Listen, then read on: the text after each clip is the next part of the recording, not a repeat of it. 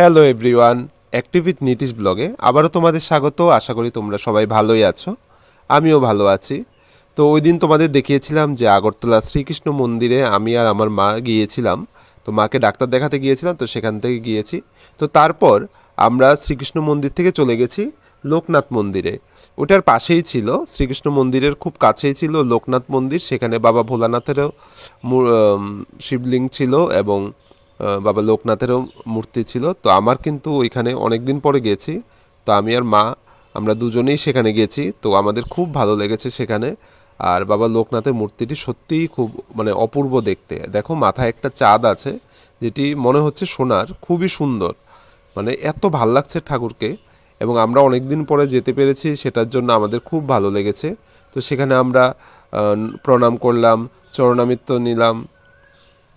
তারপর কিছুক্ষণ থেকে তো সেখানে একটু ঘোরাঘুরি করছিলাম, চারপাশটা দেখছিলাম। তো বাবা ভোলানাথকেও আমরা প্রণাম করলাম। খুবই সুন্দর লাগছিল সেখানে গিয়ে।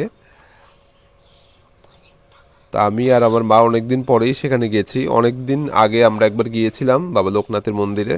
তো অনেক দিন পর এবার আমরা সুযোগ পেলাম, যে মাকে ডাক্তার দেখাতে যেহেতু গিয়েছিলাম, তো ভাবলাম যে আচ্ছা, লোকনাথের মন্দিরের পর এবার আমরা কোথায় যাব। এবার আমরা ভাবছিলাম লক্ষ্মীনারায়ণ বাড়িতে যাব।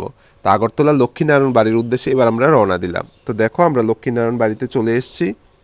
চারপাশটা কত সুন্দর, এত শান্ত স্নিগ্ধ পরিবেশ এখানে, গাছপালা পরিবেশ। আর মন্দিরটিও কিন্তু খুবই সুন্দর। দেখো মন্দিরের ভেতরটা খুব ভালো লাগছে। তো অনেক দিন পরে সেখানেও গেলাম, কারণ এমনিতে তো খুব একটা যাওয়া হয় না। তো লক্ষ্মীনারায়ণ বাড়িতেও ভাবলাম আচ্ছা এই সুযোগে আমরা যাই। তো দেখো ঠাকুরের বিগ্রহ দেখে এত ভালো লাগছে। অনেক দিন পরে ঠাকুরের দর্শন করতে পারলাম এবং নিজেকে সত্যিই খুব ধন্য মনে হচ্ছে। কারণ একটা সুযোগে আমরা গিয়ে সব ঠাকুরের দর্শন করতে পারছি, সেটাই আমাদের কাছে অনেক বড় ব্যাপার। তো ঠাকুরমশাই তখন ফুল দিয়ে সাজাচ্ছিলেন, তো পুজো হবে। তো আমরা তখনই গিয়েছিলাম, গিয়ে ঠাকুর প্রণাম করলাম। আবার কিছুক্ষণ থেকে সেখানে ছিলাম। তো লক্ষ্মীনারায়ণ বাড়িতেও কিন্তু আরেকটি শিবলিঙ্গ আছে, তো ওইখানেও আমরা গেছি।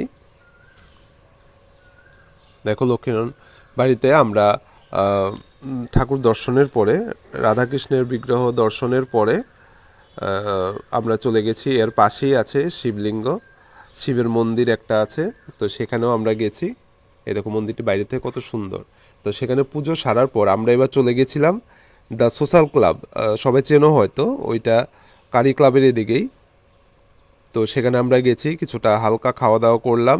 আমি আর আবার মা গিয়েছিলাম। তো সেখানে কিছুটা খাওয়া দাওয়া করেছি আমরা, আমি মা আমরা বসে কিছুটা রিল্যাক্স ছিলাম, কারণ গাড়ি তখন তেল ভরতে গিয়েছিল, পেট্রোল ভরতে গিয়েছিল।